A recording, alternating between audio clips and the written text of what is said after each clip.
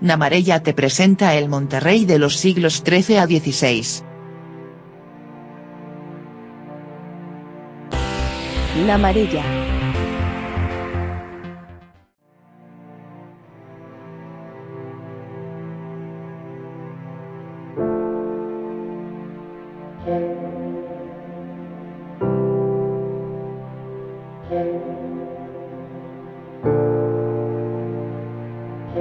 Nace Monterrey durante el siglo XIII como un pequeño enclave regio en medio de las posesiones de Celanova, el gran cenobio ourensano fundado por San Rosendo en el siglo X.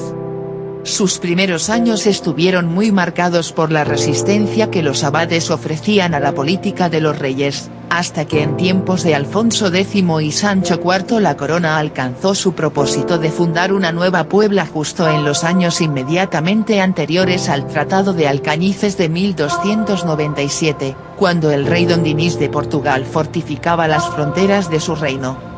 La política monárquica en relación con la frontera galaico-portuguesa debido a la situación geográfica del Valle del Támega, y sobre todo el declive en torno al año 1369 de la Casa de Lemos, provocan la aparición del primitivo estado de los Viedma, germen del estado señorial de Monterrey que se acabará constituyendo a finales del siglo XIV. A comienzos del siglo XVI Monterrey se había convertido en uno de los estados señoriales más importantes de Galicia tras culminar un largo y tortuoso proceso de formación. Durante el reinado de Ramiro II de León, años 931 a 951, ya aparecen menciones toponímicas al Castrum Baroncelli, el enclave en el que se alzará 3 siglos más tarde la ciudadela con su imponente fortaleza. Para entender la fundación de Monterrey es preciso contemplar un marco temporal bastante amplio que comienza con el reinado de Alfonso IX de León, a fines del siglo XII, y culmina en la época de Fernando IV, a fines del XIII. Las guerras entre Fernando II de León y Alfonso I de Portugal en los años 60 del siglo XII por el control de Badajoz tuvieron una consecuencia importante en el sur de Galicia. En 1169 el rey portugués y la sede bracarense renunciaron a las tierras de la Limia y Baroncelli en favor de la corona leonesa, convirtiendo a Verín en el punto central de referencia a cuyo frente figura en 1170 un tal Fernandus Roderici. El 3 de mayo de 1223, en Nayarit, Alfonso IX ordena destruir la población de Castro de Verín en tierra de Baroncelle, por perjudicar los intereses del monasterio de San Salvador de Celanova y prohíbe su reconstrucción. Sin embargo, a lo largo de la segunda mitad del siglo XIII, durante el reinado de Alfonso X, Monterrey se estaba convirtiendo en villa de realengo a pesar del disgusto de los monjes, que aún tenían las tierras de Verín y Baroncelli en el curso del río Támega. Finalmente Sancho IV impulsó la repoblación del castro a través de su agente en la zona, Pey Méndez de Canderrey a fines del siglo XIII. Es en estos años cuando se impone definitivamente el nombre de Monterrey frente a la antigua denominación de Baroncelli. Los Viedma en el siglo XIV. Las hijas de Pey Méndez de Canderrey vendieron, antes de 1333, una parte de las posesiones paternas a Ruy Páez de Viedma, que desde estas fechas fue alcaide o teniente de Monterrey, además de vasallo de Alfonso XI. Su entrada en escena fue importante para la construcción de la primitiva fortaleza de Monterrey y también para la formación del núcleo primigenio del estado señorial que más adelante será conocido como el estado de los Viedma. Estamos a las puertas de un tiempo nuevo en el que las antiguas iniciativas del realengo cederán el testigo a las señoriales. El hijo de Ruy Páez de Viedma, llamado Juan Rodríguez de Viedma, que fue copero mayor de Pedro I, también tuvo la fortaleza de Monterrey. Su fidelidad al rey legítimo hizo posible la estancia en Monterrey del fugitivo don Pedro a fines de mayo de 1366 en compañía de Fernán Ruiz de Castro y del arzobispo de Santiago en plena guerra civil contra su hermano Enrique de Trastámara. El conde de Lemos, Fernán Ruiz de Castro, encabezando a las tropas portuguesas asaltan Monterrey en el verano de 1369 ocupándolo hasta el año 1372 en el que fue devuelto a Enrique II. Los Estúñiga en Monterrey. Monterrey había vuelto al realengo a fines del siglo XIV. Ya en el siglo XV, el 22 de mayo de 1432 Juan II hizo donación de Monterrey a Diego López de Estúñiga el joven que en 1406 se había casado con Elvira de Viedma, hija y única heredera de Juan Rodríguez de Viedma. La rama menor de los Estúñiga, o Zúñiga, se convertía así en la heredera del gran estado de Viedma.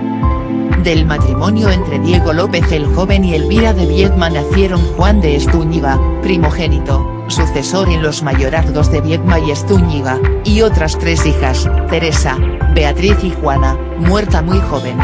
Elvira de Viedma falleció antes de 1418, año en el que el viudo Diego López negoció su segundo matrimonio con Constanza Barba de Monsalve, de la que tendrá numerosa descendencia, encabezada por Pedro de Estúñiga. A raíz de la muerte de Diego López comienzan los conflictos entre los hermanos Juan y Pedro de Estúñiga. A este último ordenó Juan II, en septiembre de 1446, que fuesen entregadas las fortalezas de Monterrey, Lobarzana y Cabrerón, pero Juan de Estúñiga, desoyendo las órdenes reales, se atrincheró en la fortaleza. Coincidiendo con el cambio de reinado, Pedro de Estúñiga insistió ante Enrique I para que se revisara el problema de Monterrey. El monarca ordenó el secuestro judicial de todas las villas que se disputaban ambos hermanos hasta que resolvieran sus diferencias. Durante la Guerra Civil de 1465 a 1468 entre Enrique IV y su hermano don Alfonso, Juan de Estúñiga fue partidario de los alfonsinos, mientras que Pedro siguió la causa de los enriqueños. La Guerra Civil desencadenó el conflicto de los irmandiños. Al morir Juan de Estúñiga en 1474, su hija Teresa de Zúñiga, casada con Sancho Sánchez de Ulloa, primer conde de Monterrey, siguió con la tenencia de la villa y fortaleza, aunque siguieron los viejos pleitos con la rama de su tío Pedro de Estúñiga. Así el 4 de octubre de 1492 los reyes católicos ordenaban a don Sancho de Ulloa que no se intitulase conde de Monterrey. El 12 de marzo de 1501, en Granada, Isabel la Católica firmaba una cédula en la que ordenaba a Francisca de Zúñiga, condesa de Monterrey e hija de Sancho de Ulloa, que entregase Monterrey y los demás bienes de su mayorazgo, quedando en manos de Fernando de Vega, gobernador del Reino de Galicia. Francisca de Zúñiga buscó en 1510 una solución definitiva para el largo proceso. En marzo quedó formalizada la venta de Monterrey a Fernando el Católico y a su hija Juana por 10 cuentos de maravedíes. Una solución que fue efímera porque Fernando el Católico, muy necesitado de dinero, decidió vendérsela a don Alonso de Fonseca, arzobispo de Santiago, cuyo sobrino era precisamente Alonso de Acevedo y Zúñiga, hijo de Francisca de Zúñiga, que de este modo vendrá a ser el nuevo conde de Monterrey. El pleito del estado de Viedma y Ulloa. En el primer tercio del siglo XVI, Alonso de Acevedo pleitea con los descendientes de Fernando de Andrade, segundo marido de su madre, Francisca de Zúñiga. Finalmente el Consejo dictó sentencia en Ávila el 9 de agosto de 1531. Los jueces establecían una división clara entre los bienes que pertenecían a la Casa de Ulloa y los bienes de la Casa de Viedma. En 1932 una nueva sentencia del Consejo daba la razón al conde de Monterrey, aunque Fernando de Castro reaccionó presentando una nueva demanda ante la Real Chancillería, en favor de su hijo Pedro de Andrade y Ulloa, cuando su mujer Teresa acababa de morir. Los oidores de la audiencia declararon de nuevo dando la razón al conde de Monterrey. Después de constantes pleitos a lo largo del siglo XVI, el 5 de abril de 1610 el Consejo sentenció, por fin, confirmando sus anteriores sentencias y las de la Chancillería en favor del conde de Monterrey.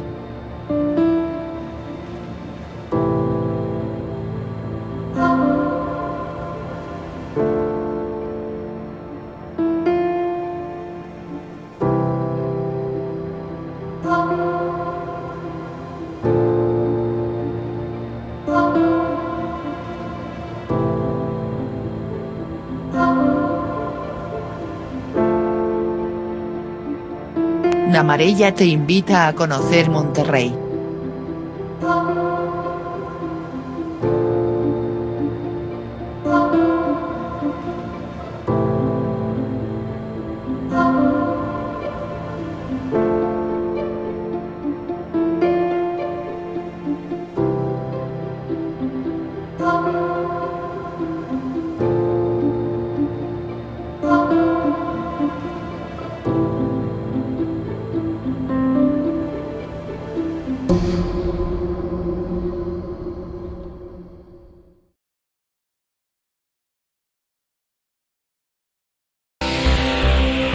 La Marella.